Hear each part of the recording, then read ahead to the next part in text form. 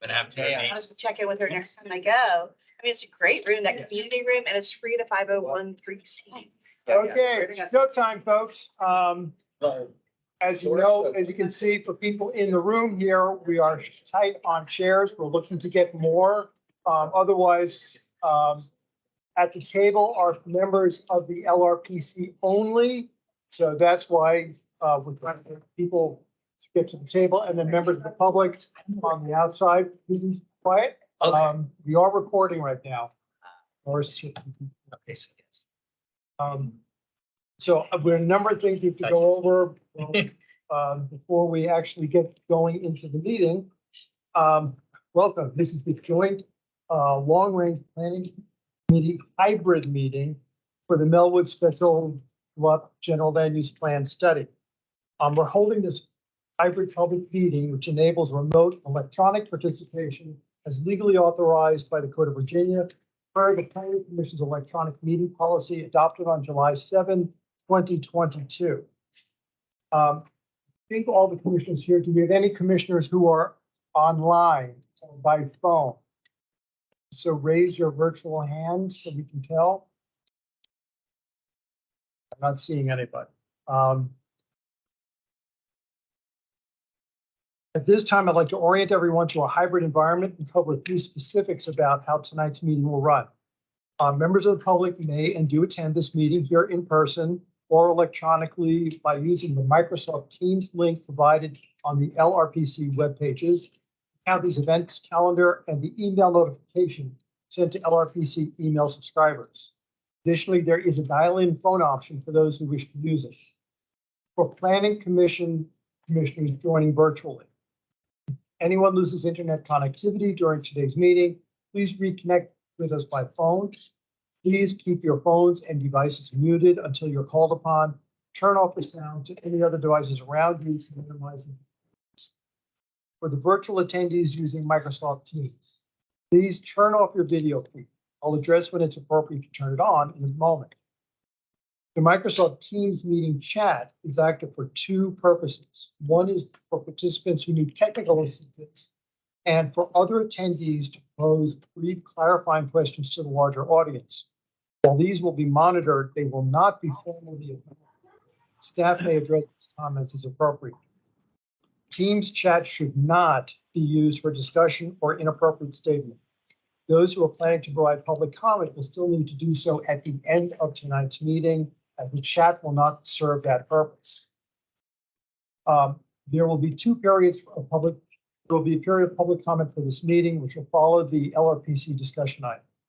All public comments must be shared verbally for the record during that assigned public testimony period. I'd also like to remind everybody who's in the room here to speak slowly and clearly because the microphones are up to the ceiling. That way, people who are online or by phone can hear what you're saying better. In addition, if you'd like to share your screen, please request permission from the LRPC chair prior to doing so. And a few reminders, members of the LRPC are planning commission members.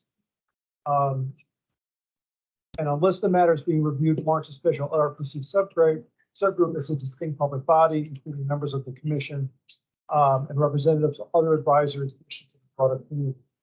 We have a roster for this LRPC, which is a subgroup. And that's been based on the needs of this particular project and was adopted by the Planning Commission at their regular monthly public hearing. In addition, the names and email addresses of LRPC subgroups are being published on the county's website.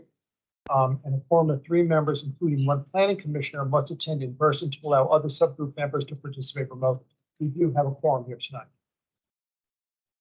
More information on LRPC subgroup membership and when LRPC subgroups are established and scheduled is found at the LRPC's webpage. If commissioners participating virtually wish to be recognized to speak on an item during the course of the meeting, please turn your video feed on and raise your virtual hand on Teams.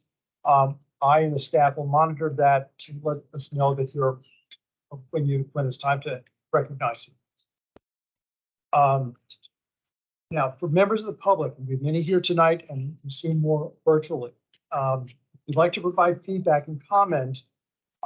Unlike the Planning Commission's regular meetings, the LRPC agenda items are not public hearings. Therefore, the public comment is at the LRPC chair's discretion and meeting discussions concluded. We will have public comment tonight. You will be called on at the end of the LRPC discussion to speak on tonight's item. The speaking time will depend on how many speakers we have here this evening. The way it'll work is I'll call for each speaker after we're done. And I'll ask the staff to let me know if we have any virtual attendees in addition to people who are here. We're sending around a sheet to sign up for public comment. Staff will acknowledge speakers on the Teams chat.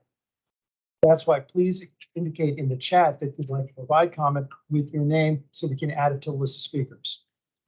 Members of the public attending virtually will speak first, followed by those who are in the room here. When virtual attendees are called upon to speak, you must be the one to unmute yourself by clicking on the microphone icon located on the meeting command bar. The moderator does not have the ability to unmute you. You will be muted when your time is concluded. As an alternative, public comment is available and may be provided on the public comment form listed on the LRPC webpage. And finally, this is a public forum. This meeting is being recorded and will be posted on the county's website. All information associated with tonight's meeting, whether written or spoken, is subject to the Freedom of Information Act requirements. Now, before we start, let's go around the room so we know who's here and who everybody else is. As I mentioned, I'm Jim Lantelmi. I'm chairing tonight's LRPC meeting. Emily Peterson, Planning Commission. Peter Robertson, Planning Commission. Eric Berkey, Planning Commission. Stacy Meyer, Aurora Highlands. Kathy Pascar, Walsh Colucci. I'm Mike Heminger, Housing Commission. Leah Bagley, Planning Commission. Sohail Hussain, Transportation Commission. Tony Steiner, Planning Commission. Karen Gabata, Planning Commission. John Steele, Arlington Ridge Association.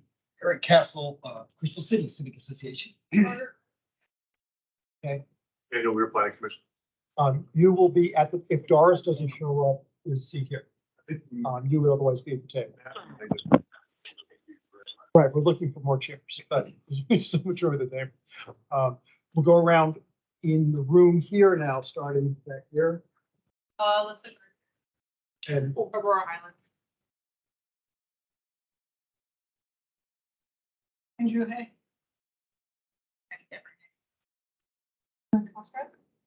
Lauren Riley. Others, Cats of Melwood. Rachel. Jacoby, Aurora Highlands. Natasha Atkins, Aurora Highlands Association. Christine Beaver, President of Aurora Highlands. Jennifer Lucien. That was the same. My son, Monbon, a non-speaking autistic, is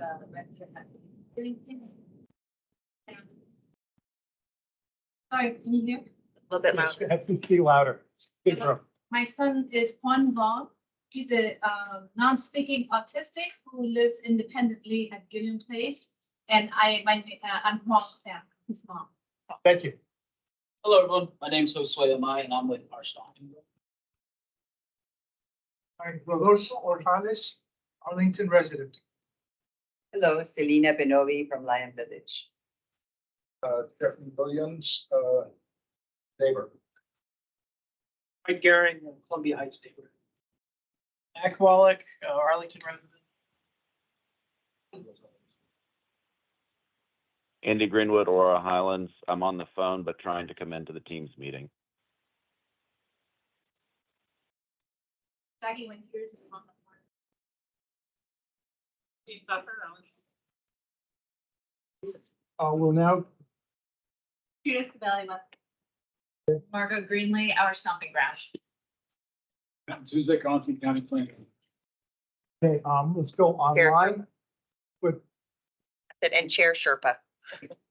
Sure. Okay, do we have any commissioners who are online? Margaret McGilvery, Housing Commission. Okay, Mike is already here, so we can only have one of the two of you represent Housing Commission.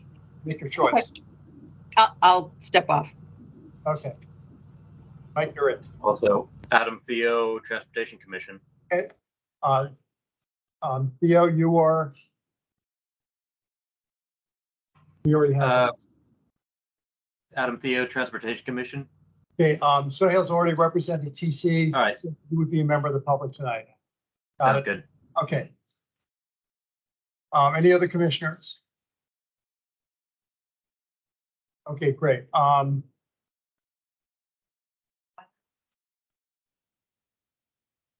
We're going to do that now. Okay. If you're, yeah, we have a number of people who are presumably members of the public. We're not going to go through everybody who's online for that, but remember, as I mentioned on the chat, if you wish to make a public comment at the end, put your name in the chat so we can list you so we can get to them. And as I mentioned, depending on how many people we have for public comment, that will determine how much time you have for your comments.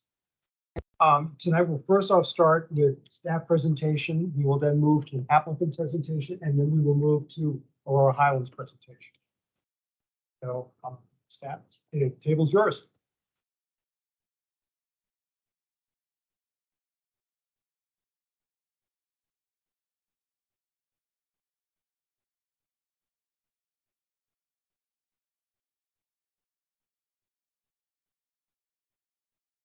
If you have a camera on and you're online, please turn your camera video off.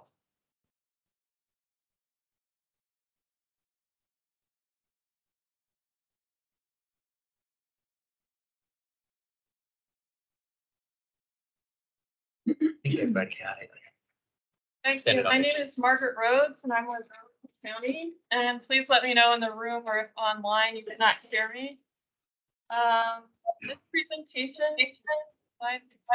This presentation will cover a number of things and hopefully we'll move through things fairly quickly. First, it will provide a brief overview of the special general land use plan study process. Next, it will review the background and then the scope for this tier 2 review. Presentation will then shift focus to review the existing conditions for the study area, including relevant policy guidance and a site analysis of the study area. Then the applicant will make a short presentation. Next, staff presentation will resume. We will review proposed guiding planning principles and key considerations for the study area. Then we will review preliminary massing scenarios for the study area. If we could mute other devices. Next, we will look at the results of the community engagement session and the preliminary transportation analysis. Finally, the presentation will walk through the discussion topics for this evening and the next steps for the study process. There are really 3 areas that we're looking for your feedback on tonight. 1, the proposed refinements to the guiding principles. 2, any proposed refinements to the massing scenario. And 3, input on building setbacks on 23rd Street South. To start off this presentation, we will quickly cover the background for the special GLUP study process, Special General Land Use Plan, or GLUP. The special GLUP study process consists of 2 tiers of review. The tier 1 initial review first determines whether a full special GLUP study or some other review process is appropriate. If the initial review finds that a special GLUP study is appropriate, staff then conducts a tier 2 review for full study. At the tier 1 review meeting for this study, it was determined that a full review was warranted for the site. Full study results in a study document and a recommendation to advertise or not to advertise a GLUP amendment. These staff recommendations are then reviewed and considered by the Planning Commission and the County Board at public hearings. If a new GLUP designation is deemed within the realm of consideration by the County Board, then a future site plan application could eventually be submitted. The site plan will be reviewed by the Site Plan Review Committee based on the recommendations in the study document. And it's important to remember that the County Board is the body that makes the decisions on the land use. It is advised by the Planning Commission, which is in turn advised by the Long Range Planning Committee, the group that we are here tonight. Here's a visual graphic of the study process. So we've completed the tier 1 review. We're currently conducting the tier 2 review. And then should there be a recommendation to advertise or not to advertise, and should there be a site plan application, then there's a whole nother review process that would follow, the site plan review process, which allows for more opportunities for public engagement. Applicant has submitted an application with an interest in building a primarily residential building of approximately 5 stories with Melwood operations in the first 1 to 2 floors, providing affordable housing on the upper floors with some unit numbers for residents. Approximately 22,200 gross square feet is being proposed for the Melwood program, with a proposed total of 104 multifamily units. The applicant's request is for an amendment to the general land use plan or GLUP to change the designation from public to low medium 16 to 36 units per acre for parcel A, with no proposed change to the public designation for parcel B. Well, actually, the applicant would like to change that, but we are not contemplating a change to the public designation for parcel B, which will remain a public park, Nellie Custis Park. The applicant also anticipates an associated rezoning from the C1 local commercial district, parcel A, the RA818 multiple family district and mixed use district, and rezoning for parcel B from also to the R818 multiple family dwelling district. This rezoning would be examined at a future point concurrent with a potential site plan application. Next, we will review the background for the special GLUP study. Here you can see an aerial of the subject site. Subject site is located at 750 23rd Street South, between South Hayes Street, South Grant Street, the Aurora Highlands neighborhood. The site is situated on the south side of 23rd Street South, approximately 2 blocks west of Restaurant Row. Comprised of 2 parcels, the site is currently occupied by the Melwood Horticultural Training Center, and a portion of the site is a part of Nellie Custis Park, through a previously recorded public access easement. The block also includes the VHC Immediate Care Center, other business, and 2 single detached homes. The general land use plan establishes the county's land use vision. This slide identifies the existing GLUP designations for the subject site and the surrounding area. Subject site is currently designated public, and the adjacent properties are designated public and low residential, which is 1 to 10 units per acre, as shown here. Subject block consists of a 1-story building designated low residential and 2 single dwelling homes, also designated low residential. Across 23rd Street South, church, and 1 or 2-story commercial buildings designated low residential. To the east and across South Grant Street is another church designated low residential. And finally, to the west and across South Hayes Street is another church designated semi-public. This slide identifies the current zoning district near the subject site. The subject site you can see here is C1 near 23rd Street and R6 near Nellie Custis Park. If we go to the next slide, you can see that the site is again the C1, which is a local commercial district, parcel A, and R6, a 1-family dwelling district, parcel B. And here we can see the zoning categories that are typically associated with a requested low medium residential designation. R1530T, RA1426, and RA818 are the 3 districts that we typically associate with low medium residential.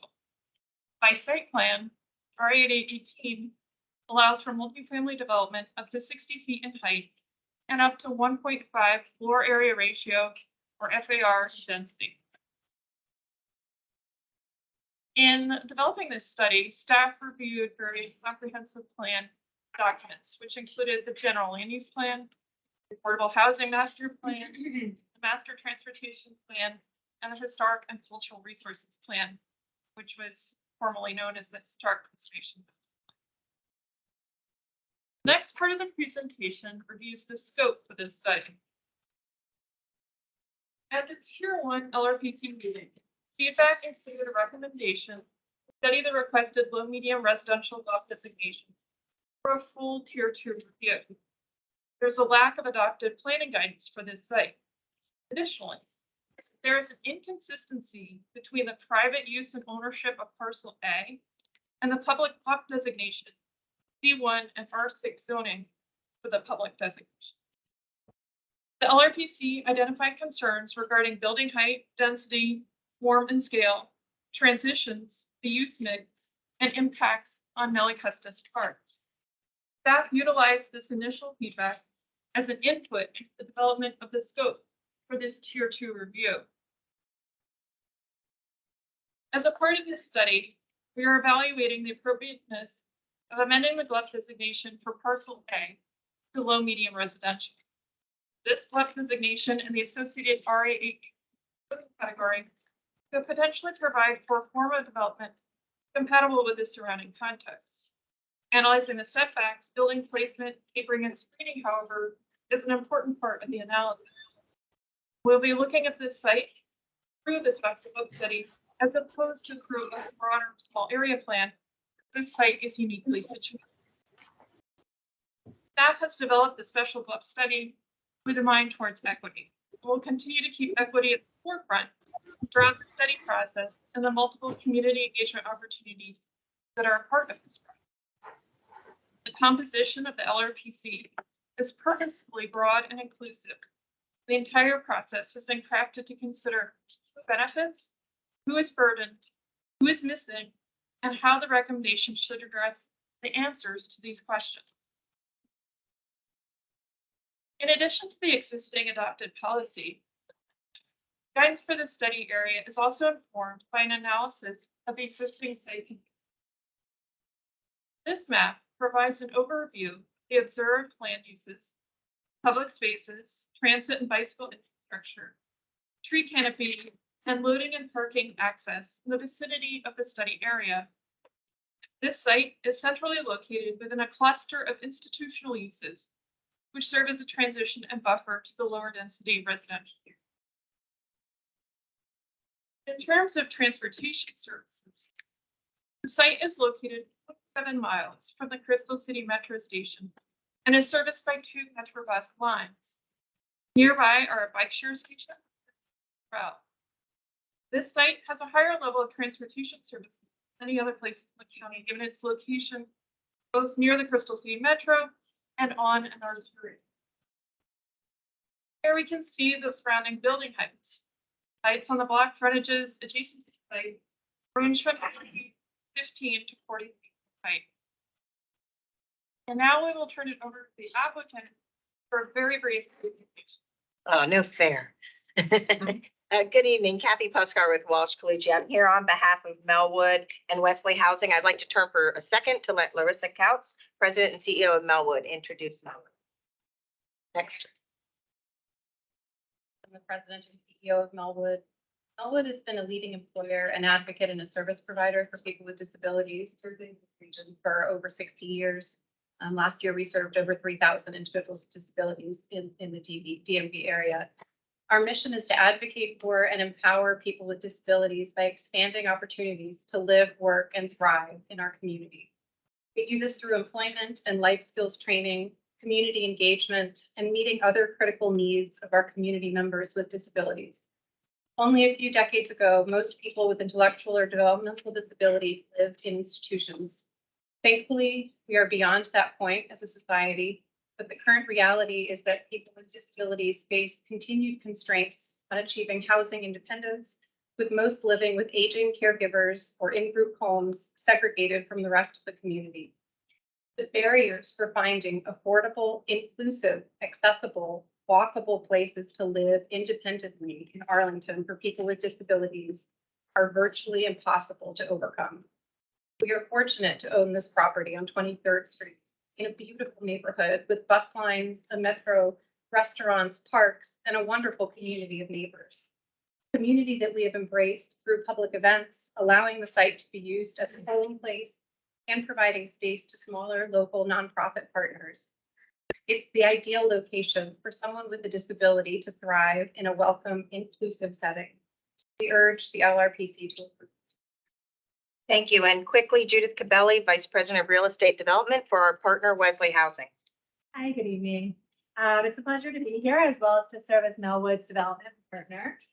Wesley Housing is an affordable housing developer, owner, operator, and resident services provider that's been around since 1974. So we're nearing our 50th anniversary.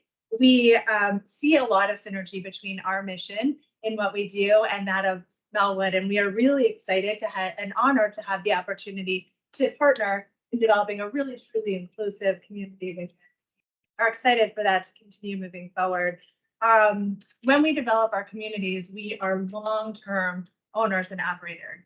So as you can see on this slide, it's a little bit of information about our experience in development across the region. We own and operate 30 communities across Virginia and the DC region, 6 different Virginia jurisdictions, as well as in the district, but 7 of our specific communities are in Arlington County. Over time, in the 50 years, we've developed a total of 35 communities, and we are very much looking forward to continuing this process and our partnership.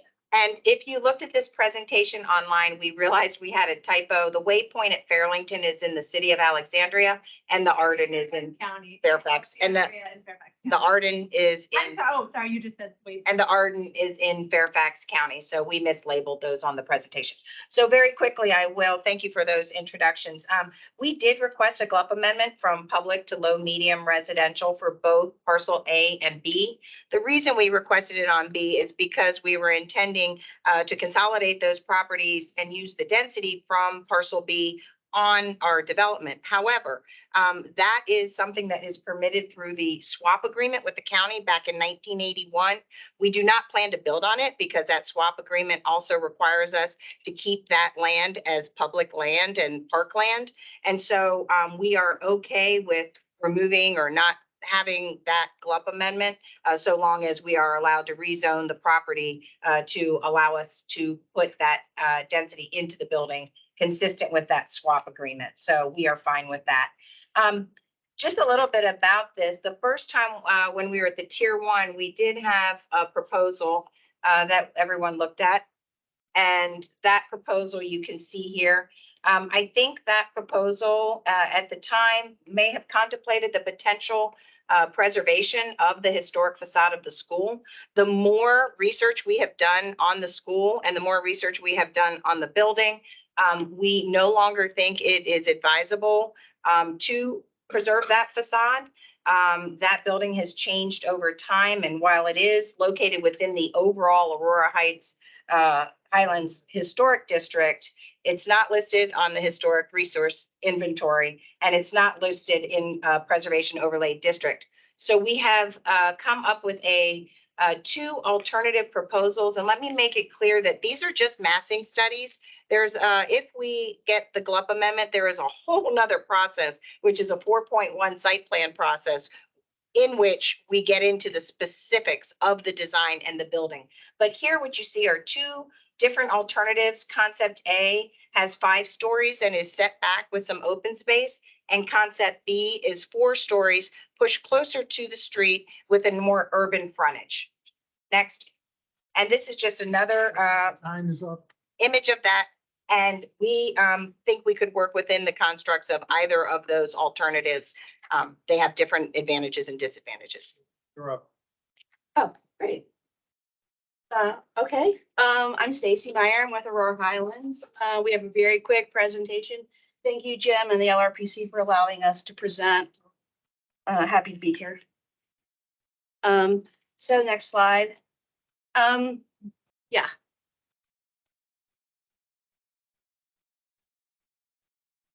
One of us is backwards. Okay. Sorry about that. The association does not support this application because it's out of scale with the neighborhood.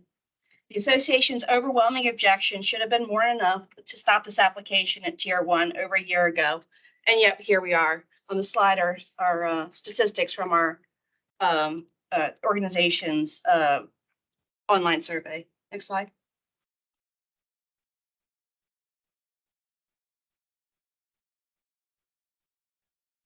Clarendon Presbyterian Church has applied for similar upzoning as Melwood.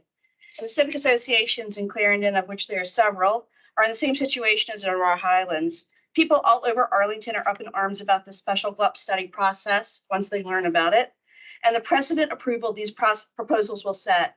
There's a change.org petition that's been recently started and has over 900 signatures opposing this process, and legal counsel has been retained. Next slide, please. The GLUP amendment process was taken up by the Arlington County Civic Federation, an umbrella organization of over 80 civic groups last year. And this resolution asks for the county to seek agreement from adjacent neighbors and the applicable civic association upzoning proposals. That resolution was approved to seek agreement. Next slide, please.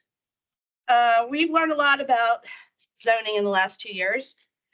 We've learned that in Virginia, the intent of zoning is to further the public, not the private interest, and nothing about increasing density in a historic single-family neighborhood that's already subject to several sector plans to maintain its character serves the public interest. Claims of needing affordable housing in this location are not correct, even if they were relevant to this application, which they are not. There's a significant amount of affordable housing in Aurora Highlands since Amazon's investment in Crystal House. Livability 22202 in its recent update acknowledges the significant investments that have been made in affordable housing in our neighborhood, and it's not advocating for more, rather focusing on helping residents maintain their existing housing. Next slide, please. The 2019 GLUP Amendment online brochure invites and accepts fees for private landowners to request zoning changes to serve their private interests. Give it a glossy brochure, but amending the GLUP solely to serve the private interests of the landowner is not in keeping with the intent of Virginia law, which requires zoning to serve the public interest and not the individual property owner, no matter how good their work is, or in the case of the church, how righteous they may be. We have asked the county to provide its legal opinion as to how this process is in keeping with Virginia law, but we have not gotten a response to date. Next slide, please. The stated intent of the GLUP amendment process in 2008 was to account for what was termed unanticipated planning issues, but nothing about this site is unanticipated. Next slide. The site is planned to remain as is in the middle of the existing historic single-family neighborhood per the GLUP, surrounded by historic single-family houses. Next slide, please. The site is planned to be zoned as it is. It's a low-density historic single-family neighborhood per the Crystal City Sector Plan. There's some highlighted text, the Pentagon City Sector Plan, the Pentagon City Master Development Plan, and the Neighborhood Conservation Plan. Next slide. Melwood provided this massing diagram and states they cannot proceed with any smaller development. This is the only size they can have. We oppose this proposal because it's way out of scale with the neighborhood and it will be a nuisance. It's too dense, too tall, too big. It'll have too much traffic, impose on current parking arrangements with adjacent churches, including the Latter-day Saints and the Calvary, eliminate mature landscaping, and it looms over and negatively impacts the park. Nellie Custis Park is a small, heavily used park, which provides much needed natural space and playground space for the surrounding urban neighborhood and its daycare centers. Finally, there's no provisions to maintain the existing polling place. That's public. The project, next slide, please. This is the GLUP amendment approval criteria. The project meets none of the criteria listed for approval of a special GLUP amendment application per this excerpt from a letter from Aurora Highlands Civics Association that was sent November 21st. Nothing has changed. We again ask that this application be rejected and the process be stopped now. Our civic association, next slide, please. Our civic association has spent thousands of volunteer hours reviewing the Melwood proposal and disseminating it to our neighbors. There's a heavy, unnecessary burden that this process places on the neighborhood and its unpaid volunteers. We've had to pack a lot into 5 minutes this evening, and I would encourage you to take the time to read the material. If there's questions, contact us afterwards. The Civic Association's overwhelming objection should have been more than enough to stop the application process at Tier 1 last year. The process continues to be extremely divisive and is a departure from Arlington's tradition of ground-up grassroots planning. Worst of all, and sadly, the lack of agency afforded us and the lack of communication from the county has negatively impacted our trust in the planning process and our county government. Thank you. We've done the presentations. Now we're open to the table. I still have a little bit more. Okay. Okay.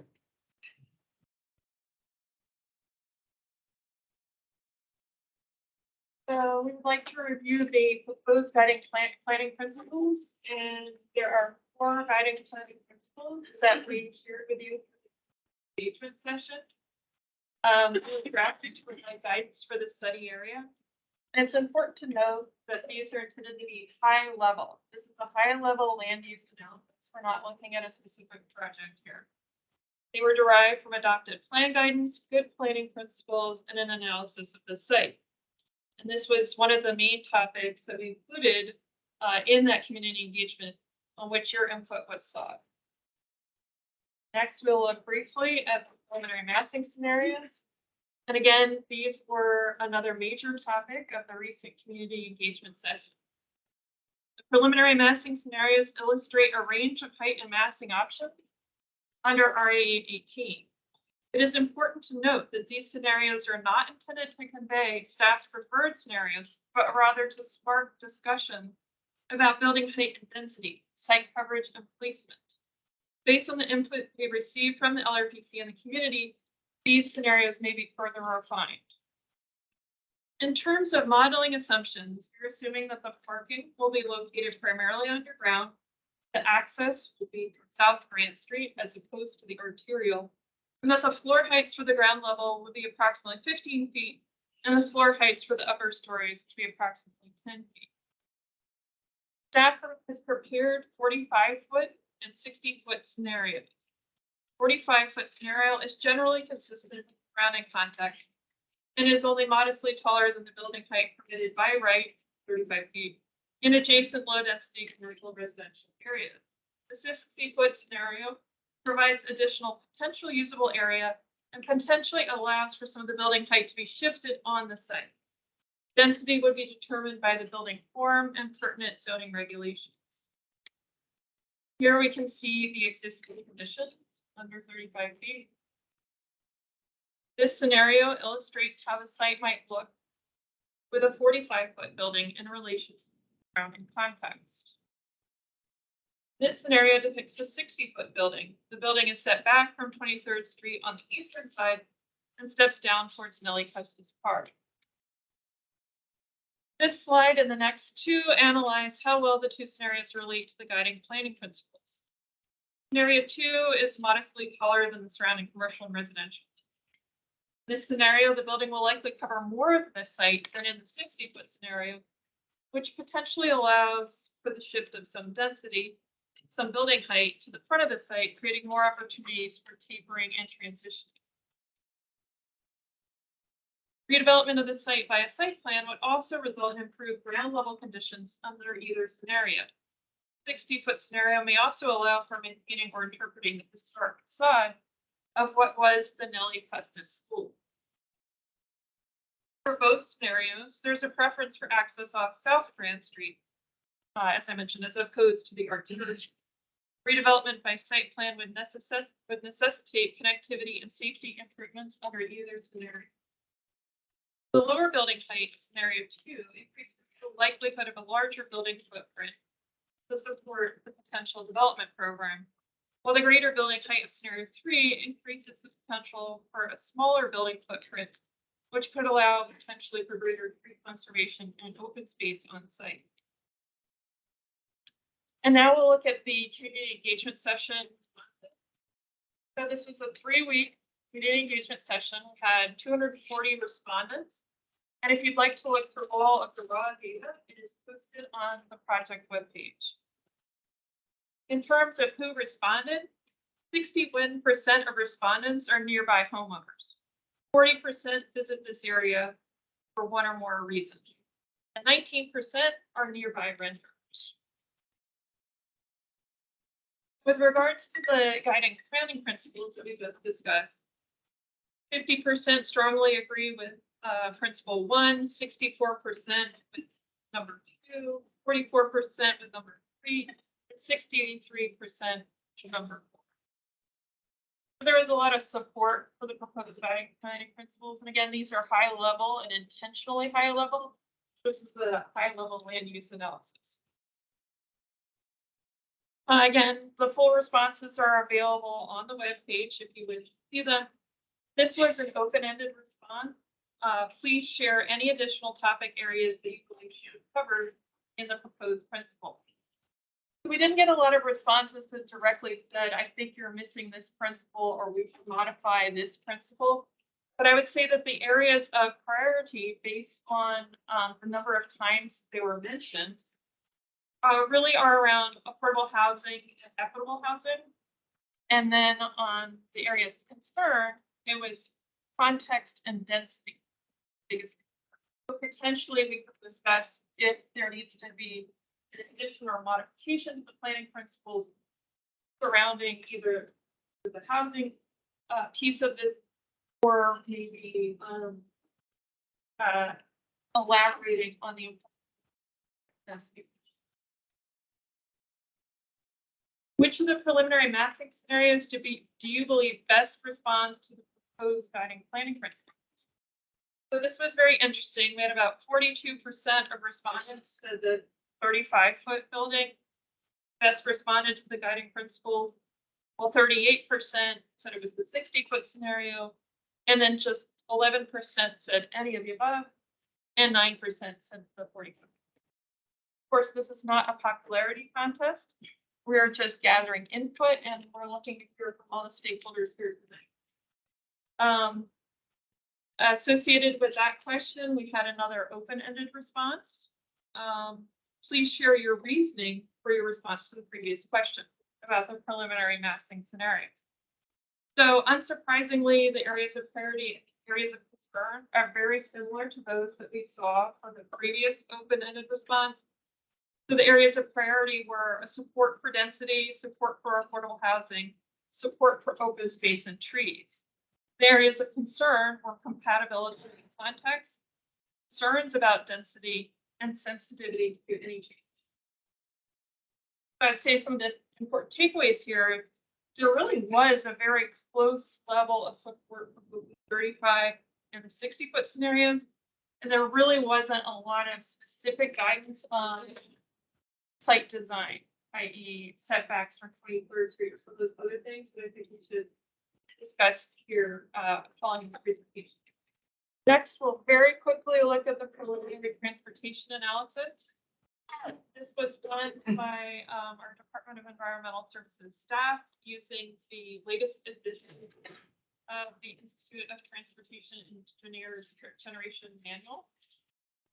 Here we can see that based on both the 2019 pre-pandemic and the 2023 post-pandemic traffic volumes in 23rd Street South, the scenarios modeled by staff would potentially generate the following peak hour trips made in the AM and the PM. The blue represents transit and active trips, and the yellow represents vehicular. And again, this is based on the scenarios that staff have prepared. And so based on this data, preliminary review appears to show that the number of proposed trips will be supported by the existing transportation system. It's important to note, however, that if the site plan application was filed, more in-depth analysis would be needed to determine if there are transportation constraints or challenges that might need to be mitigated. And to reiterate, these are the topics that I think we would like to have input on tonight. So, if there are any clarifying questions, first of all, but we'd really like to hear from you on potential refinements to the guiding principles, if there are potential refinements needed to the massing scenarios, specifically building height and transitions are important areas. And then what sort of building setbacks might be most appropriate on 23rd Street South? We should be taking into consideration green space, trees, historic preservation, lot coverage, trade-offs, building and massing, potential number of units, etc. So those are some of the things that we would like your input on tonight. And then lastly, in terms of next steps, we would go back and synthesize the input from this meeting and that we've received from the comments that people have submitted from the online engagement session. We develop a brief study document. We would then post that online and have a period for comments. And then there would be public hearings where you all are again invited to participate at the Planning Commission and County Board on either a request to advertise or a request not to advertise, and acceptance of the study document, which summarizes the findings of this study. And that concludes my presentation. Thank you. Okay, great. So we are now ready for discussion here. So the first thing we'll do is clarifying questions.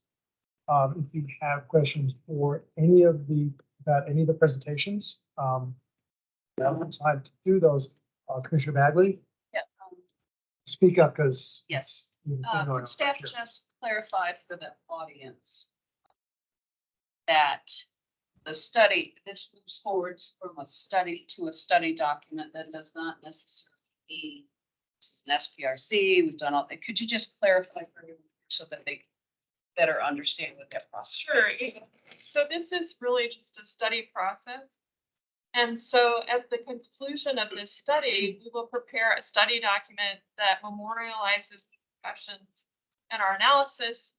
And that's a policy document that we would take to the Planning Commission and the County Board. It would be something that would be accepted by the County Board if it's not a legally binding document. And no change to the general land use plan or the zoning occurs as part of this process.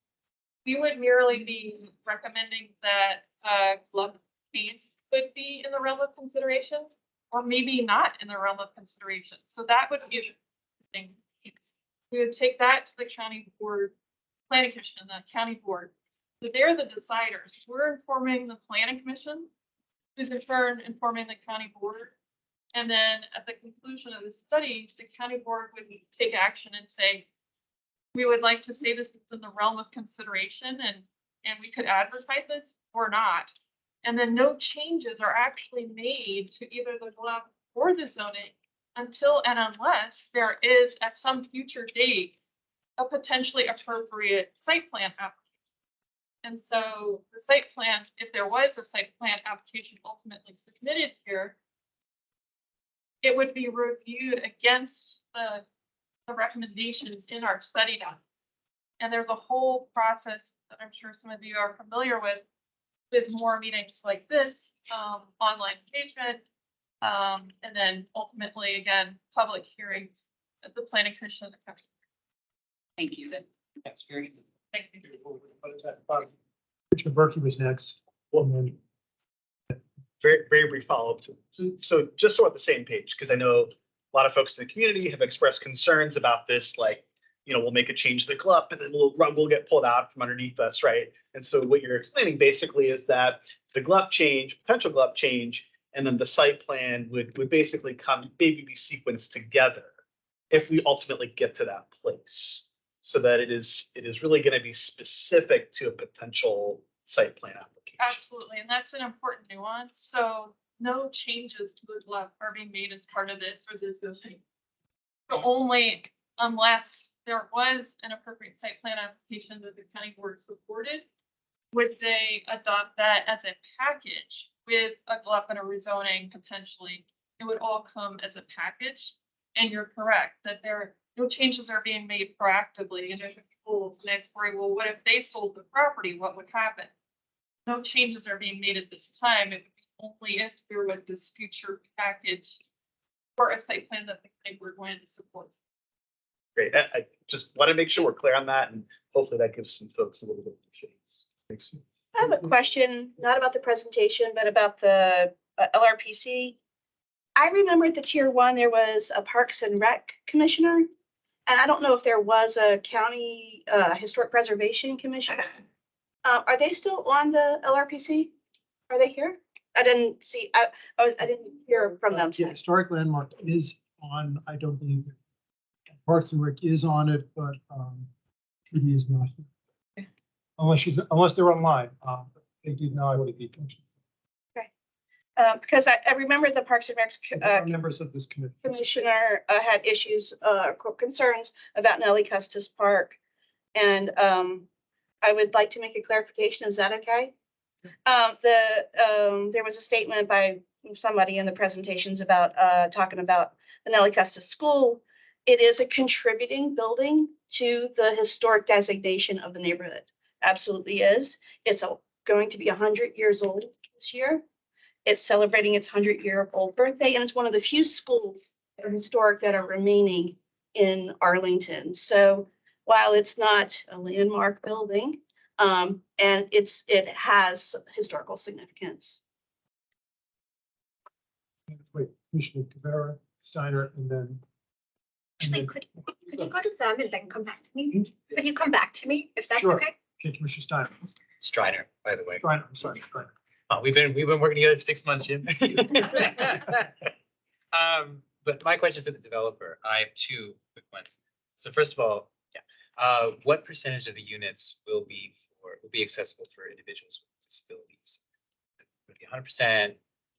What's the break? Larissa, can you answer that? Those are more SBRC type questions, those are more detailed. Okay, Yeah. We're really dealing with tonight is more sure. massing and that sort of thing. Okay, and then with the existing Melwood structure, would that fit into this? Or would that be for a later time? The existing structure. Like the existing building, why would that not be preserved in this redevelopment? Well, as I mentioned before, despite the fact that it is part of the Aurora Highlands Historic District, it's not listed on the Historic Resources Inventory list, and it's not within a Historic Preservation Overlay District. And the building has been changed over time, many, many times, Sure. including the loss of the Grand Central entrance has been bricked in. There have been multiple additions. So it does have a history as being a school, but there are other ways to document that than to retain a building that is not on the HRI list. Gotcha. I'd just like to say that preservation of the potential facade is a potential topic for tonight. Because I think we need to talk about what 23rd Street should look like. Should there be support for redevelopment? Can we see the slide that you had that shows the facade so everybody can see it? Meanwhile, Mr. Peterson.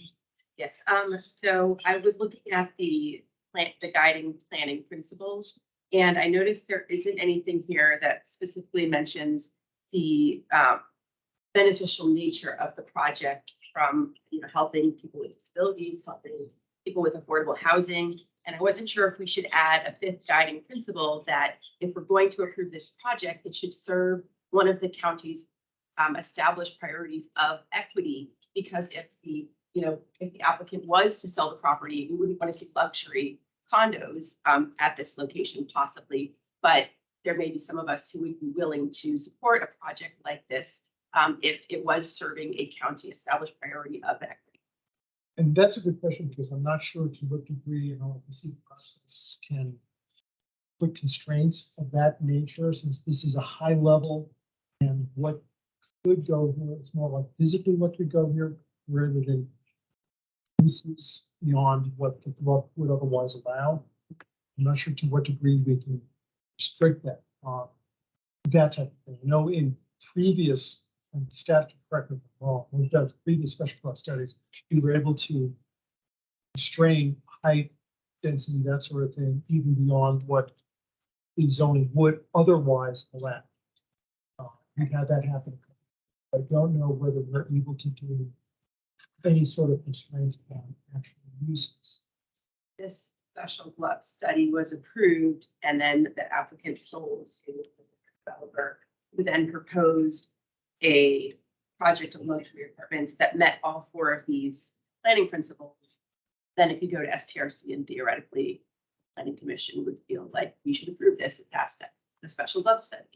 Well, I think I think we'll have a lot more recommendations than just these four. And so one of them will be height. So obviously 120-foot building, which could potentially be achieved, should it be there be support for resilient for 818. Yeah, 100 project. That's not going to be appropriate here. So I think staff would like to see some recommendations related to height. And compatibility in that study document. So what Jim was talking about. Remembering that with the Sunrise special study, we added a planning principle. I think it was something like a preference for senior living on that site.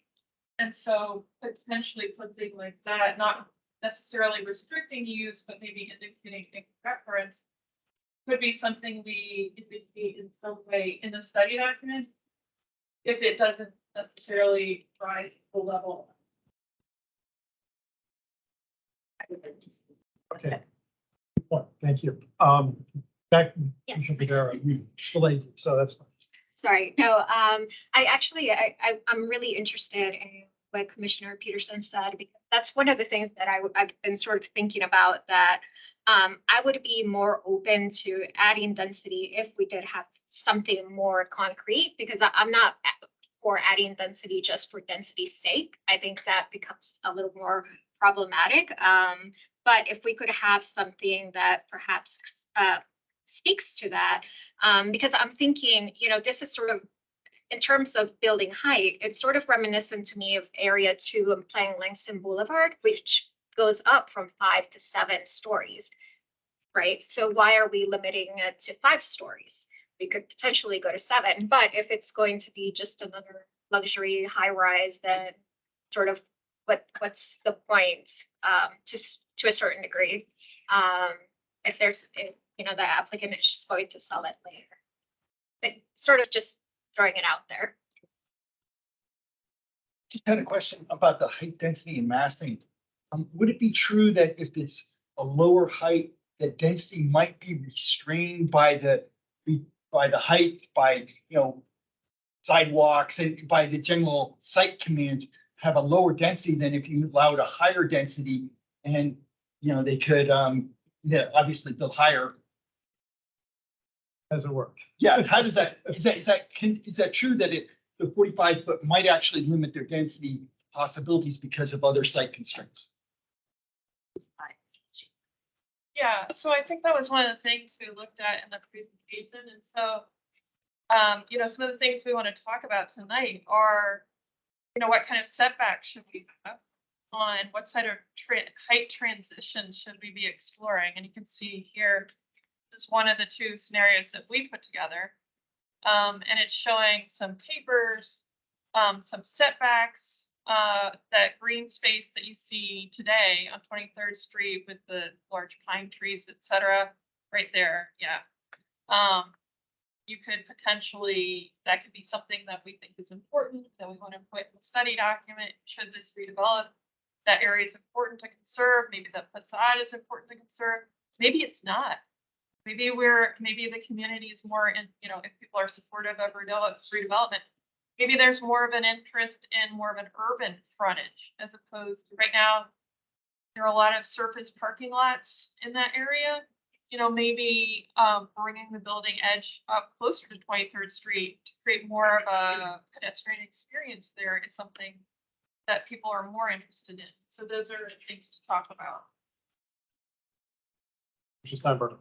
So my initial question with regards to the historic register of properties was addressed. I aligned myself with Commissioner Peterson comments. I think that if we've done it successfully with regards to the Sunrise redevelopment, the special GLUP for that, there's no reason we wouldn't be able to put sort of a messaging element to how we want to approach a special GLUP condition here. As far as preservation of the facade, can we get that image? Was there an image that showed that? Right.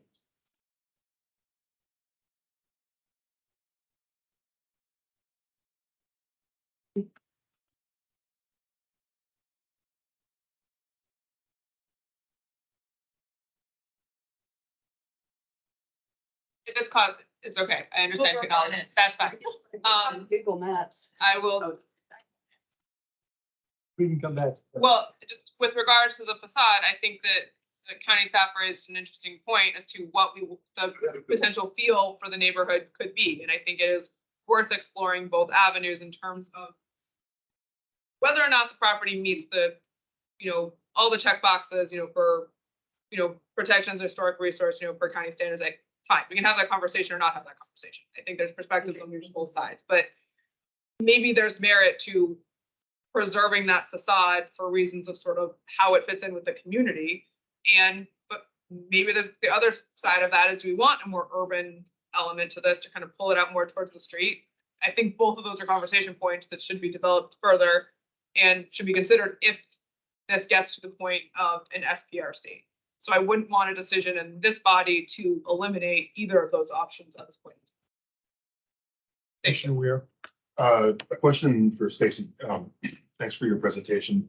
Some of the polling data and meeting voting data that you've got on your second slide, is there any chance that you have that broken down by geography, like east or west of Pern or north or south of 18th or anything like that? I don't know. Thanks. Sorry.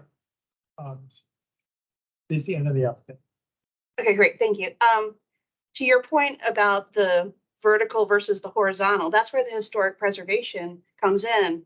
Because in order to get the same density, if to squish the building, it has to get bigger this way, right? It's like getting the clothes on, you know? And when it gets bigger this way, horizontally, it has to go in, it has to get bigger in the front of the building, which is in front of this historic facade. So in order to keep the historic facade, it has to be tall. Disagree with me, or if I'm not saying this right. And in order for it to keep the same density, the historic facade needs to go. So that is kind of like a math geometry problem. And so, and the applicant won't or can't accept a lower density. They have to have this size, whether it's this tall and this wide, or this tall and this wide. So just to clarify. Okay, thank you. You're correct that there's that push and pull between footprint, size, et cetera. I think that because this is a high level land use discussion, that we want to be talking about what's the right land use vision here. So it might be something other than what is currently being proposed. So I think we need to be thinking about, well, what height in terms of this context is most appropriate. And for instance, on this site, would greater height be more appropriate in the center of the site with some tapers down on all sides? So really, as a pedestrian, you're not seeing a lot of height, you know, or would it be better to have it lower and occupying a little bit more of the site? I don't know that, you know, inclusion of certain elements necessarily is precluded one way or the other. In the slides, in the models you've made, that's sort of what happens. That's sort of what happens, but again, these are just two ways Yeah. that we could represent it. So if there are important markers that we document about that, you know, Sarah had a good point about setbacks, et cetera, that we might not necessarily want to preclude different options at this juncture, but that these are important topics. Yeah, I just wanted to provide a clarification, and I think Stacy and you had mentioned that the applicant had this proposal and it was a 60-foot proposal and that's all the applicant want. I know we ran out of time. I just wanted to clarify the reason we have kind of these two new alternatives that show kind of a different massing than what staff's massing is. Basically, the point of that is exactly what you're describing, which is we have a certain amount of square footage we want for Melwood to be able to continue to run their operations on site the way they do, and a certain amount of affordable housing to serve our most vulnerable residents as well as Melwood people who are at Melwood on the daily basis. So that's why we did go back, because we heard from the neighborhood. I mean, we have heard a lot, but we heard height was an issue. And so we thought, okay, there are trade-offs, right? If you didn't save the historic facade and if you didn't save the tree, you could make a building that's more urban frontage that kind of lines up more with the other buildings along 23rd, and you could reduce that to 4 stories, right? Or if it's important to, you know, keep the tree and keep a setback, then the taller height in the middle might make sense. So I wanted to clarify that we agree that there are trade-offs to be made, and we're open to those trade-offs, but you are correct that we are trying to make a certain program so that we can qualify for tax credits and kind of get the project done. You know, we probably have a difference of opinion on this historic facade because it does create a lot of constraints, not only with the design of the building, because the way the building sits right now on the site, there's topography on the site, so it sits down low. It creates kind of height issues just preserving that facade and getting floor to ceiling heights. And I understand that may be a topic for another day, but I just wanted to clarify that, yes, we are trying to rezone to the RA 818 and get the GLUP amendment, but whether it's 4 stories or 5 stories or some other combination, we're open to that. Going to make a point that the historic affairs folks may get mad at me, but they're not apparently. And I served on that commission, so I'm going to make that statement anyway. I think we shouldn't narrow ourselves even to the perspective of the facade need to stay where the facade is. Maybe there's a way to think creatively, and I don't want to put ourselves in a box. I think we're keeping this high level. We're not at an SPRC. Let's take advantage of the fact we're not an SPRC. Creative things where you have an entrance and then an entrance. I've seen creative things where, I don't know, walls get. So I'm putting out there that the answer doesn't have to be one thing or the other thing. And I'm challenging this group to not pigeonhole us so that we eliminate creative thinking if we get to an SPRC down the line. And HLRB can get mad at me later. Thank you. I'll just not only agree with you, Commissioner Steinberger, the chair will disagree with me, but another example that I think is very well done was the Arlington Presbyterian site and its incorporation of the fieldstone that the church was built out of into the ground floor of the. I know the chair has a differing opinion. True. That's where I stand. Mr. Berkey, and then Commissioner Peters. I was going to say, I associate myself with Commissioner Steinberger. The first remark's definitely the second remark. Sure. Probably. But I do have a clarifying question. Actually, we're thinking about step backs because that's one of the things we want to talk about. There's not, we don't have any rules about setbacks or step backs when they're adjacent to a park like here. Do we? Is there anything different about the adjacency to Augustus? No, but I think we would want to work with our Department of Parks and Recreation staff to make sure that there were appropriate setbacks transition to the park. We certainly don't want to have any negative impacts on that park, and it was just done in 2019. So that how any potential future building release to that park is very important. Right. So I think I have a comment. So I think because you're looking for feedback here, how to shape that, I think we should, keep those options open, but think about those transitions. I do think that while maybe we decide that having lower heights is better for this, maybe 45 versus a 60, I think 60 is sort of the max. At this point, I think that we should keep our options open because we've seen that having that flexibility, the applicant maybe having that flexibility with the additional open space they may have on the property for other programming or other community benefits or whatever, that might be something that we don't want to take off the table here, even though we may ultimately decide, or the county board may ultimately decide that they're going to want some lower heights and sacrifice, lot coverage. So that's sort of where I'm landing. Commissioner Peterson. So for the purpose of getting more of the open space, green space, getting extra plantings, I think the 60-foot building height may be beneficial to the project, but I think I would like to see a step back to match the adjacent building heights, which I think are 35 feet. So I'm along 23rd Street. So I think that's the only one where we're seeing the higher height, but then there don't appear to be step backs. And so I think that might get a better pedestrian feel if there was at least a step back at 30 feet. But I think, like Commissioner Steinberger said, I don't think we need to necessarily limit that, but I think that would be.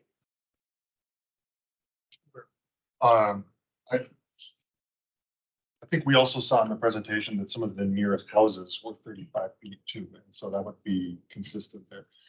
Can I add to Commissioner Berkey's point, Ms. Rhodes, Mr. Matuzik, that it would, at the risk of getting a little bit into the SPRC territory, in addition to just blocking and stacking and sculpting for the transition to the park discussion, perhaps we could also consider like how the walls are treated, how the roof is treated, because there's more that we can do to segue into a park than just 1 story here, 2 stories here, 3 stories here.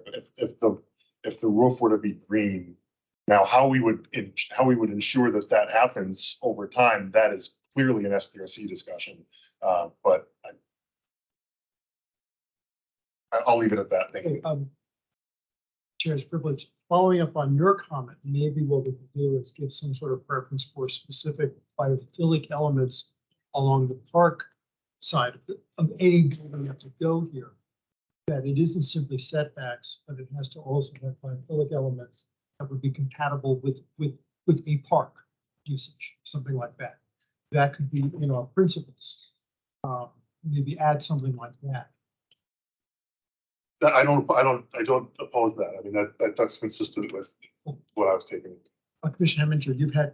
Yeah, I just think as we're also thinking about the facade, could we just get like a brief history, and pardon my not understanding if it was already discussed, but could we get a brief history of the school and the park to understand what the significance is to the community, and whether or not we should keep it, whether it's not something we want to see in 100 years? Does anyone know the history of the school and park?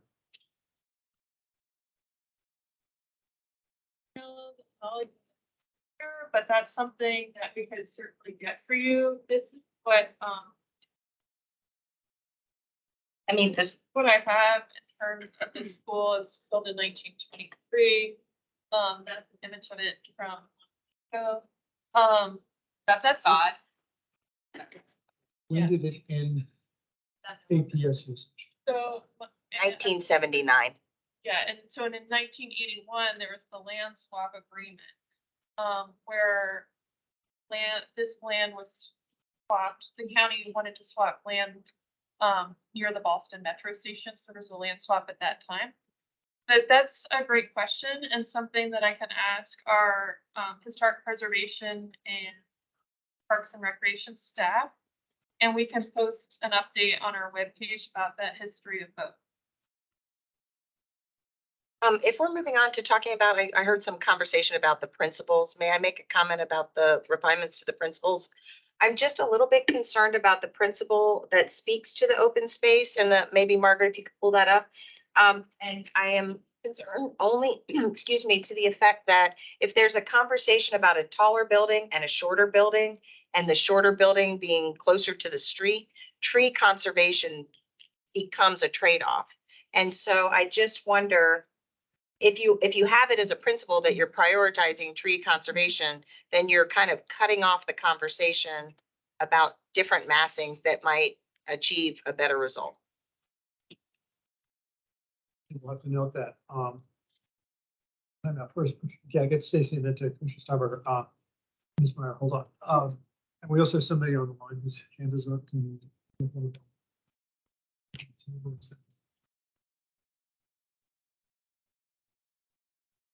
One thing I want to throw out there. Are there any, before we get to further comments, or any other comments on the guiding principle? Because we have other things we have to get to, and we're already running 44 after 8. I do want to leave time for public comments. There's a lot of people interested. So other than what we've been discussing now, are there other concerns with the guiding planning principles, which agreement with those, or are there others that we would need to supplement? We've already identified some things that could supplement that, which I think were good. If there's others, then we can do that. Now, first, Mr. Steinberg, and then Ms. Meyer. I'm glad to associate myself.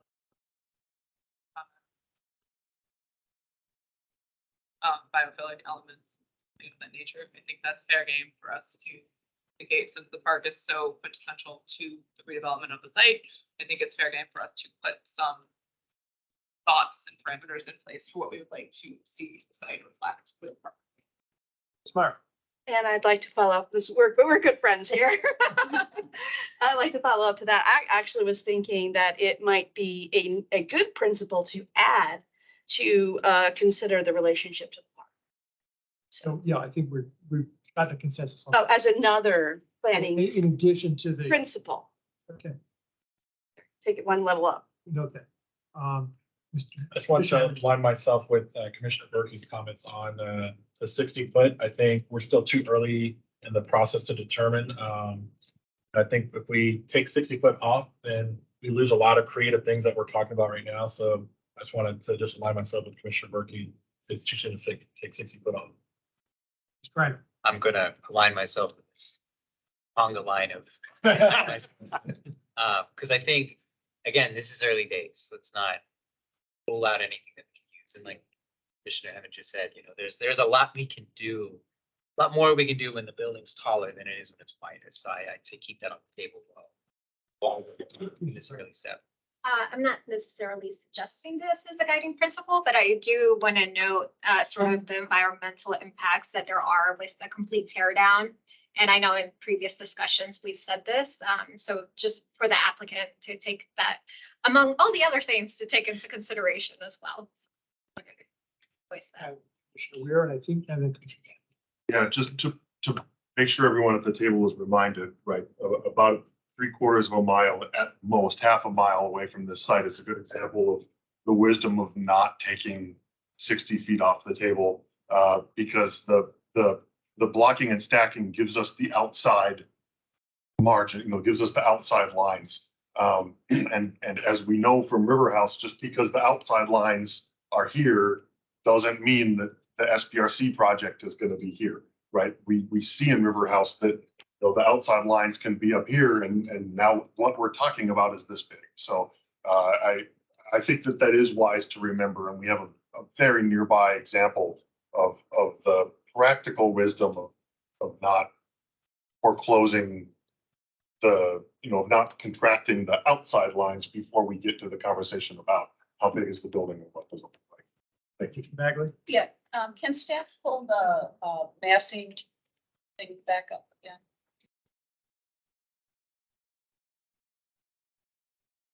And I should have clarified that my comment went to the footprint, that whole principle, I think, Yeah. some revision. So the last. So I'm looking at, is this like a shadow study? In a This is way, not a shadow study. so I'm curious as down the road. Because the park, which we've spent a lot of time putting it, is on the southern exposure. Correct. The height is really, from no standpoint, is the height one way or another gonna impact that. So, yeah, so, I mean, yes, pushing it away from the park, yes, I get, which I think is good. But just as a reminder, anything that they build there is not gonna impact the light there, which is what you want. Just to join the idea that the landscaping and the biophilic is really, really important. In the coming livability 202 broad things, plants, livability, biophilic, all those things are, and open space are really, really important to the community, because as you grow up, as you add more and more density, you have people who don't have their own backyard. They have to use other people's backyard. So the open space and the landscaping becomes even more critical as you add density. Right. Yes, good point. Okay, I'd like now to move on to the next topic, is density massing. And I think we've been touching upon that for the past half hour anyway. So do we have any further? I know what we are is that we're definitely not ready to settle on any one specific height yet. That will depend. We need to do more looking at that. We'd like to have some flexibility. We're a bit nervous about height. The concerns there, but it's a question of trade-off. Both the applicant and the community. And I think that's something that needs to be further explored. So anyway, that's my summing up of what I've heard around the table regarding the massive and heights past half hour. And further discussion on this. I think we've next topic. So we're going to talk about setbacks on 23rd Street, or a little bit more about transitions and sort of what those priorities are in terms of setbacks, green space, trees, historic preservation, lot coverage, potential units, building height massing. These are all topics we really have been Yes. very much discussed. So again, I think, but my summary really includes all of these topics. Yeah, I think that's right. And so maybe if there, I have a green space. Then Commissioner Say. Sorry? First, you and then Commissioner Say. I have a question that might be green space and trees but it might also be correcting my ignorance. Is it the applicant's intent, or is it under consideration, or not known, or not the applicant's intent, or something else to as part of site mitigation to do any work on the park? And I'm asking this very specifically because Nia's point that the park is to the south, and in this and in the context of this discussion about working with the park, you know, what I wonder is, to the extent that trees are being removed on the north side of the building, right? Could something like landscaping or tree planting or something in the park to make the park a better place? And here I'm asking this with no knowledge of what the county is planning. Is that something that's? Let me answer. Yeah. The county just redid the park. Okay. just before the applicant makes any response, I'd just like to say in 2019, Yeah. there was an extensive redo of the park. Okay. So the Really park looks is good. the park.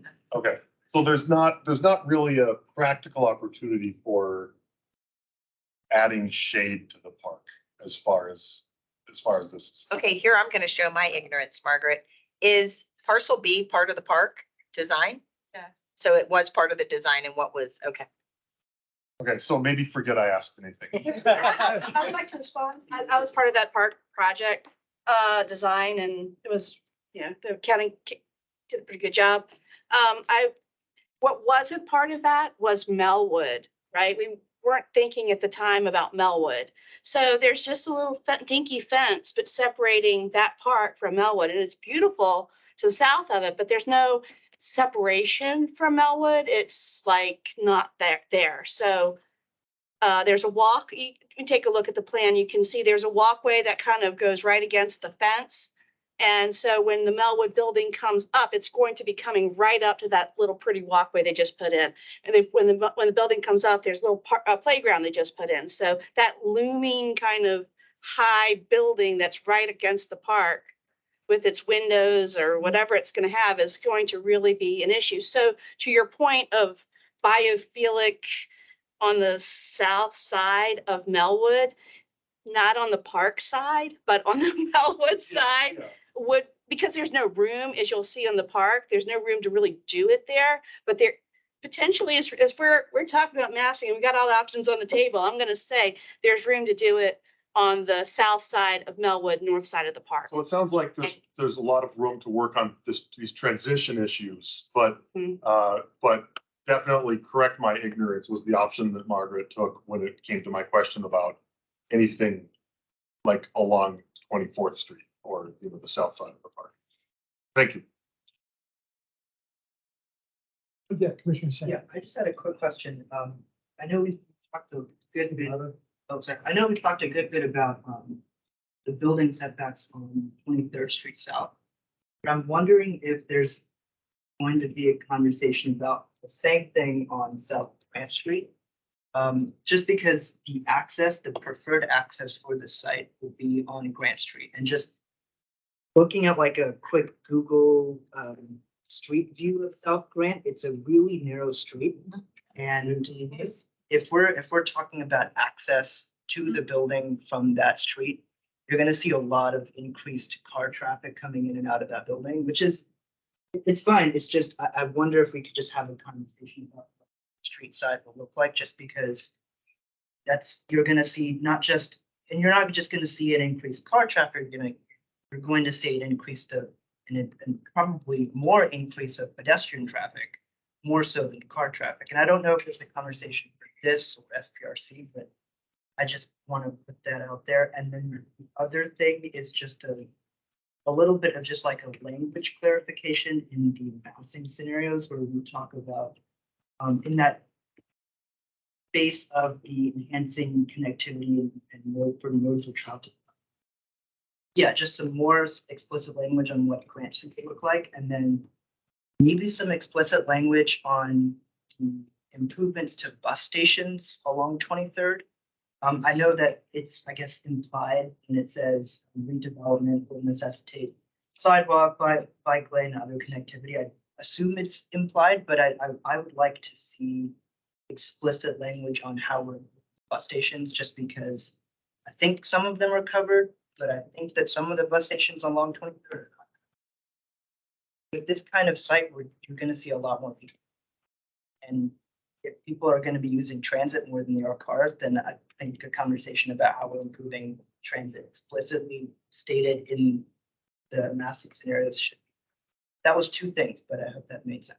Yeah, those are questions. We could probably find out, for example, sidewalk under the street standards of the MTP. Are these sidewalks up to spec? Would they have to be widened if the zoning changes? What is there now? We know that. I'm not sure. We have transportation staff here at the meeting virtually. But in terms of what the sidewalk widths would have to be, I think we'd have to take a look at that and make sure that it conforms to all of the requirements for a side street like that.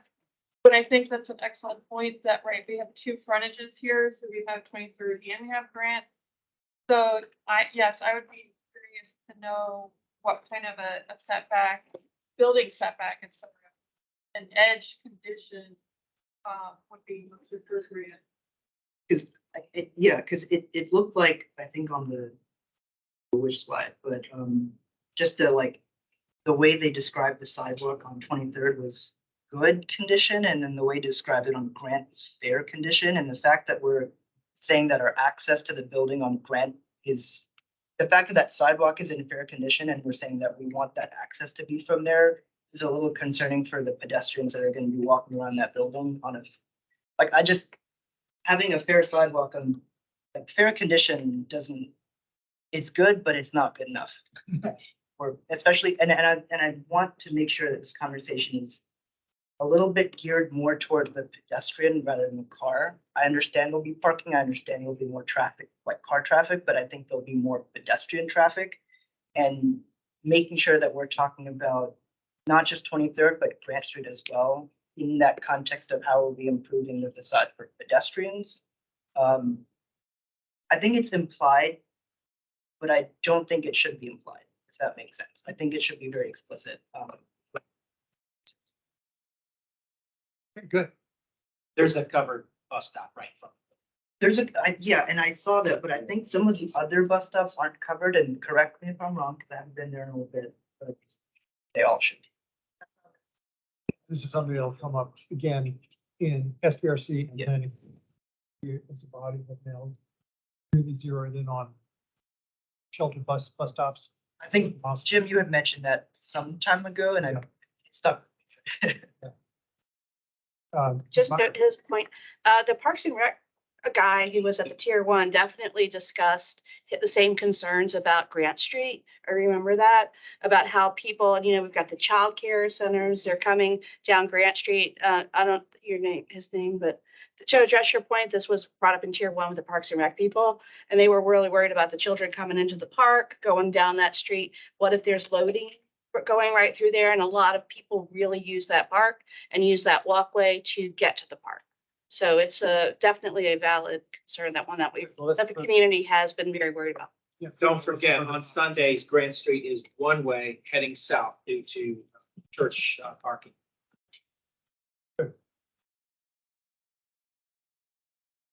Okay.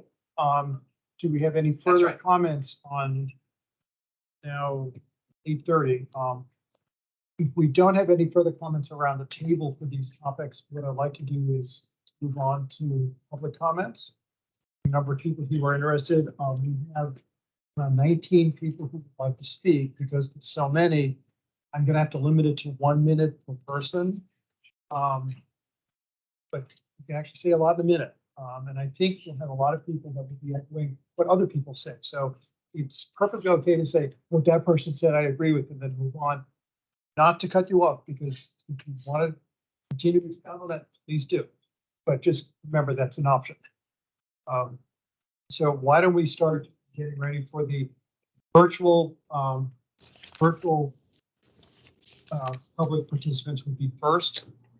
And we're going to try to get those up. So if you're online as a public participant and you listed your name in the chat, get ready. We will look to call you. You will have 60 seconds for your comments. We will be timing.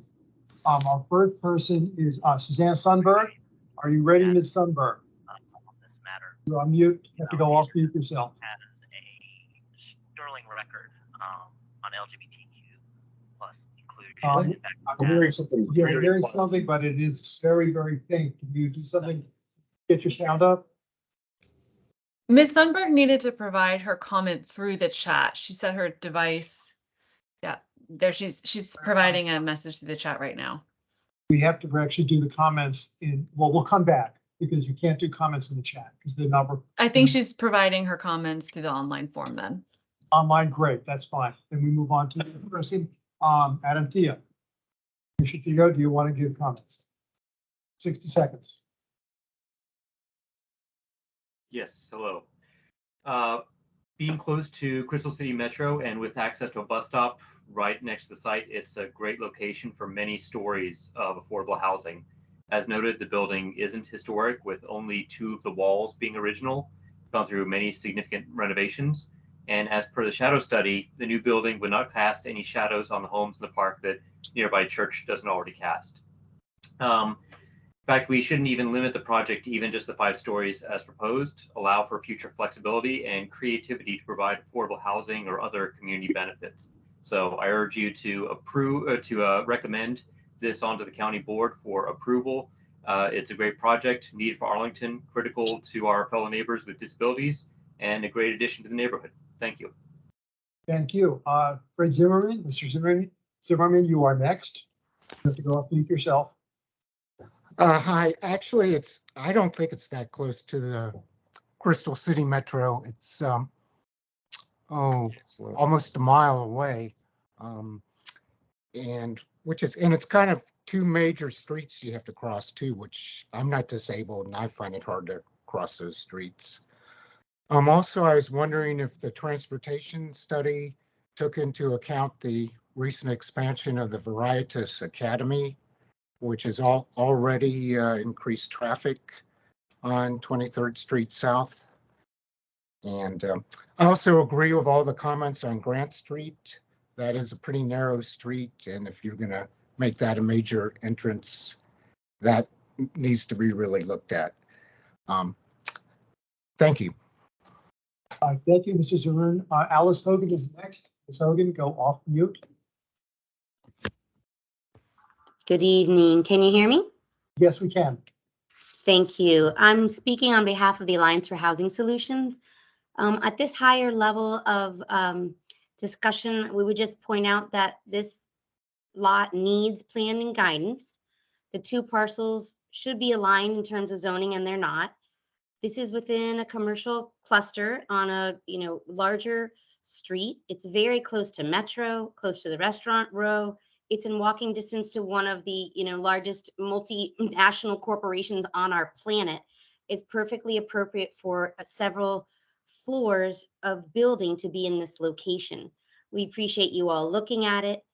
We believe that affordable housing on the site is a very appropriate use. We appreciate that a nonprofit would be providing that affordable housing, and especially for its own special subpopulation. And we look forward to further discussion as it moves to the SPRC.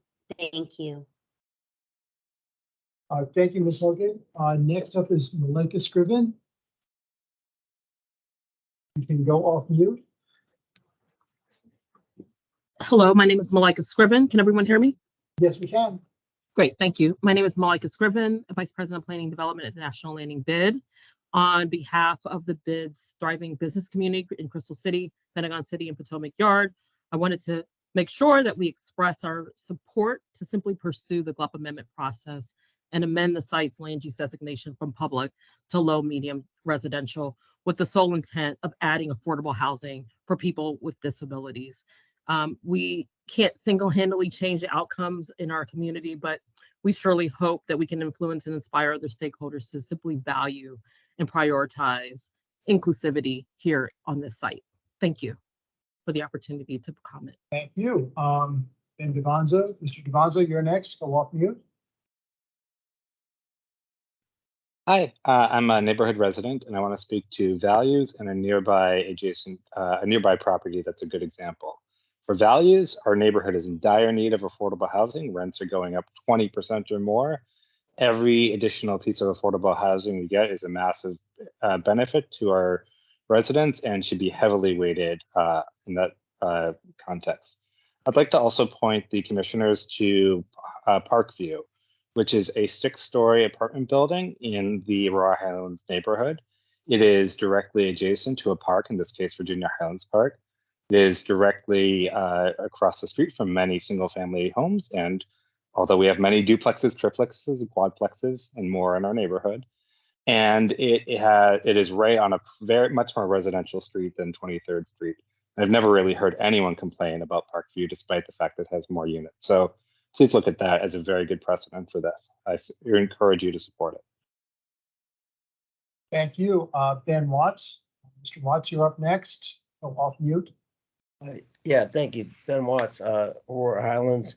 Yeah, I feel that this building just does not go with the neighborhood, and the people, they seem to be obsessed with a certain amount of density. They're either going to build it higher or wider to have this density, and it just doesn't fit with the neighborhood. It's a single family neighborhood, and that's one of the I've lived in the neighborhood a long time, and that's one of the things I've always loved about this neighborhood. It's a little bit of a preserved neighborhood right in the middle of all the city, and I really would hate to see the historical value of the neighborhood changed at this point. Thank you. Thank you. George Sarkees is next. Go off mute. Yeah, thank you. Yeah, I'll make it quick. Yeah, I'm opposed to this. I believe the building is too tall, it's too dense, and this is really doesn't benefit our neighborhood. I think it's just for the money, actually, for Melwood. But if you look on 23rd Street where this big building is being planned, it would stick out from whatever end you're looking down on 23rd Street, you would see it. And as far as the density, 100 units, if you count up 100 houses, it would take about 5 blocks to equal that amount of density that they want to squeeze into about 2/3 of a block. And so that adds a lot of cars, adds a lot of traffic, and I'm opposed to it. Thank you. Thank you. Jane Green is next. Ms. Green? Yes, hello, good evening. My name is Jane Green. I Speak up used a to bit, live in this, Jane. can you hear me? A little bit louder, please. Oh, I'm sorry about that. I'll try my best. I used to live in this neighborhood. My son used to go to daycare across the street. I've spent a lot of time in Nellie Custis Park. I think this building will be a great asset to the neighborhood. I think we should not be concerned about a building so close to a park. If you've ever been to the new Roslyn Highlands Park up in Roslyn, it's directly kind of in the sort of elbow or the L point of a much taller building, and it's a very well loved park. So parks and tall buildings can happily coexist. The affordable housing that could be built in this site will be a great asset to the neighborhood. And also I love the 1-minute public comment. So thank you. Have a good evening. Thank you very much. Bob DiLeonardo is next. Yes, thank you for the opportunity to share my opinion. I'm significantly disabled as of the last 3 years. And so I'm very, very interested in Melwood's success, and I believe in what they do. But I don't support this plan. I don't support this plan as it is proposed.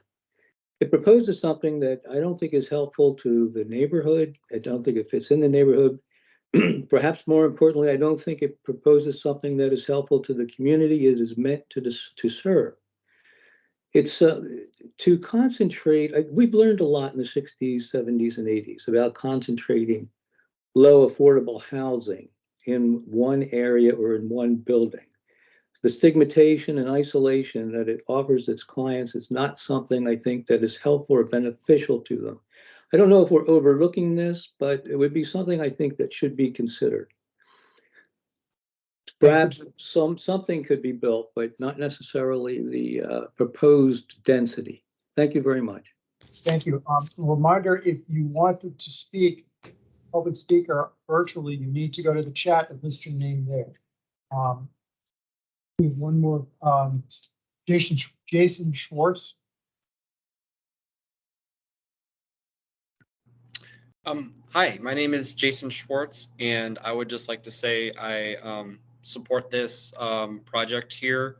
I think it would be great as affordable housing. And one of the things that we often see in Arlington is that new projects get built along arterial roads and very busy streets. And I think this is a great opportunity to provide people that opportunity to live in this community very close to all the amenities, very walkable, bikeable, many bike share stations, but also be in a place where they're not having to live directly on a major arterial. So I think the housing belongs at this site. It's going to be it's going to be a blessing for the neighborhood, and more people will be walking, and it'll make it safer. And it's just a great project. Thank you so much. Thank you, Mr. Schwartz. John Obenberger is on the line. You go off mute. You have a minute. All right, thank you for the opportunity. Object to the project due to its density, specifically its height and number of dwelling units.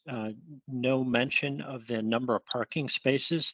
You have 100 units. You're going to need a minimum of close to 100 parking spots on site to be able to accommodate the parking.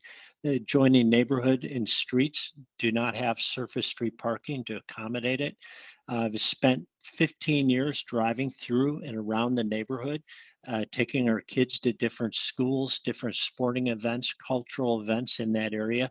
Problematic to drive on the narrow streets in the neighborhood. Context, 3 stories maximum, 35 feet. Understand the desire for more housing, but it doesn't fit the zoning, doesn't fit the adjoining properties or the block or the neighborhood. Totally out of context. And if the developer can't make it work, so be it. We now move to the in-person. Yes, actually here representing Arlington Bridge Association. You could have talked at the table. Excuse me? You could have talked at the table. Yeah, well, thank you. And we have varied opinions on this in terms of the association. Some support, some don't, but we're all in terms of participating in this process as it plays out. But I'm going to take my ARCA hat off for a moment. And as a parent of 2 adults with disabilities, I do not want this effort to lose sight of the need. Melwood is here because there's a need. And so as this process plays out, do please bear that in mind, because there is not enough support in Arlington County for people with disabilities in terms of wraparound services, life skills, et cetera. So thank you for the opportunity. Thank you. Jeff Williams is next. Jeff Williams here. I'll speak to this site a little bit. It's located, the proposed site, it's surrounded by churches. It's on 3 sides. The Nellie Custis Park provides some separation from the single family on 4th Street. I support massing scenario number 3 that shifts the building heights to the front of the site, which provides more tapering options to the single family. I've attended multiple civic association meetings, and I'm aware that the nearby neighbors strongly oppose this development. They feel that this building is out of context, and I would just like to provide a different view. I do not think a 5-story building at this location is incompatible with the nearby single-family residences. And as a point of reference, for many years, my family resided at the Shawnee Apartments at 700 South Courthouse Road in the Penrose neighborhood. It's a 5-story multifamily building that's adjacent to a park and single-family homes. And if it had not been available in 1962, that placed in. Your time is up. Natalie Atkins. Natasha. No, I'm sorry, Natasha. Right, did have my I call glasses them all on. the time. I hope everybody here has been to the site. It is not an urban site. It is a residential neighborhood. There are some commercial buildings around it. It is surrounded by churches with large amounts of space. We live behind one of the 35-foot buildings across the street. And we look out on the Berlin Wall every day from our backyard. So how you do this building is really important to the neighborhood.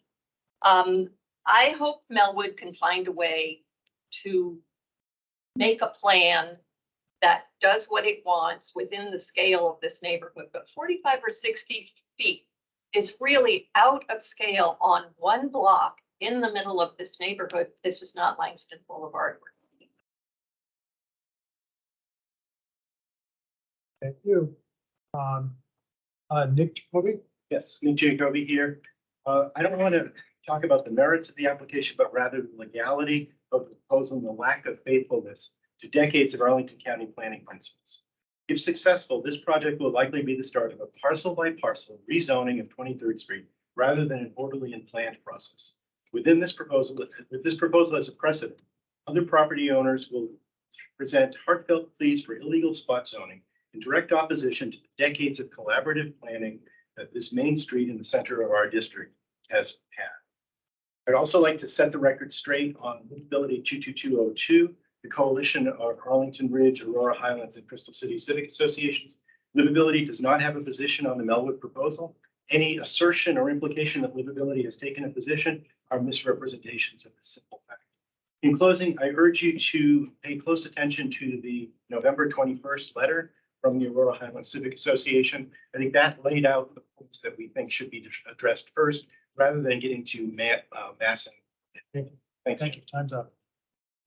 Rob Douglas? Thank you. I'd like to thank Mr. Jacoby for what he just said. Could I, by any chance, put that height slide back up? Is that possible? Which one? The height one, where I could see the proposed Melwood, with the yellow building. Yes, yeah, right. So I noticed in the presentation that you said that the height is similar to the buildings around. The highest building on the chart that you had was the Calvary. I think that's the bell tower at the Calvary Methodist Church. Nothing else comes close to it.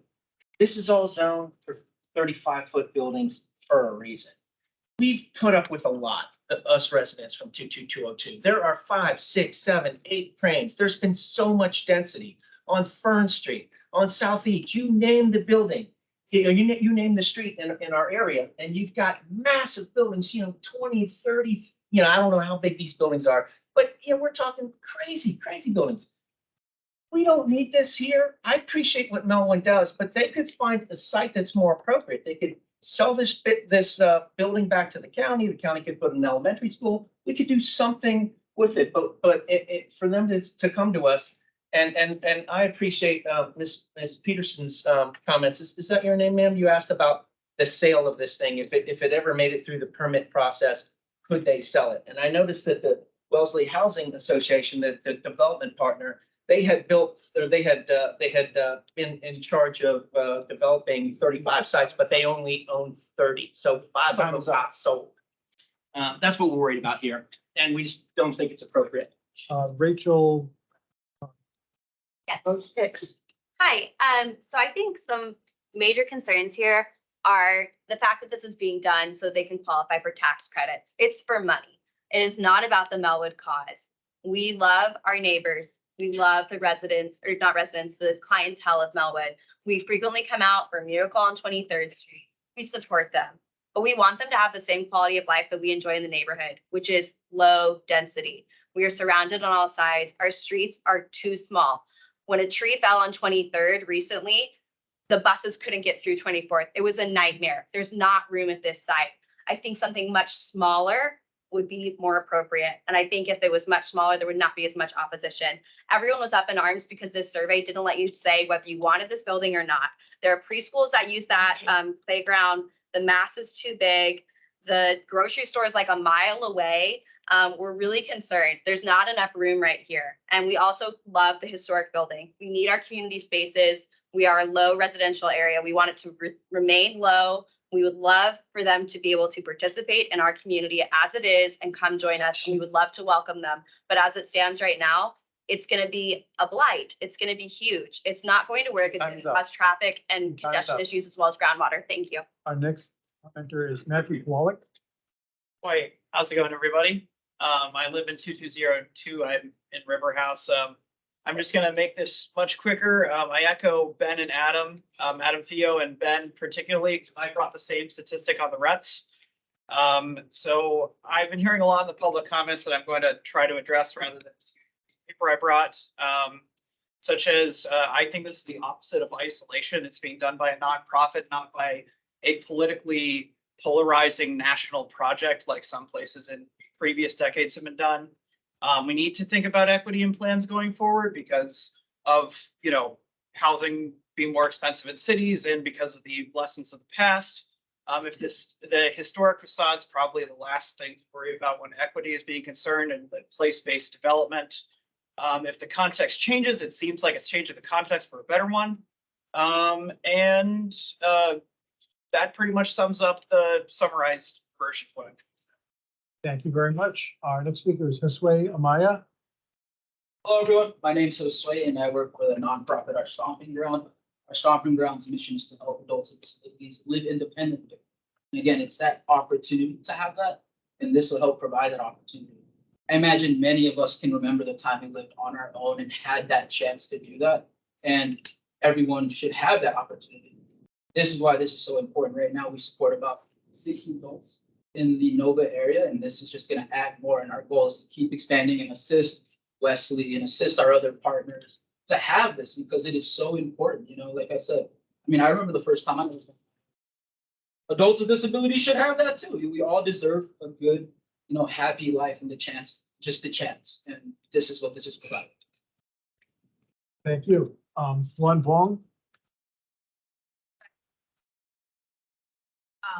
He's gonna play his message. Can You need to reset the timer.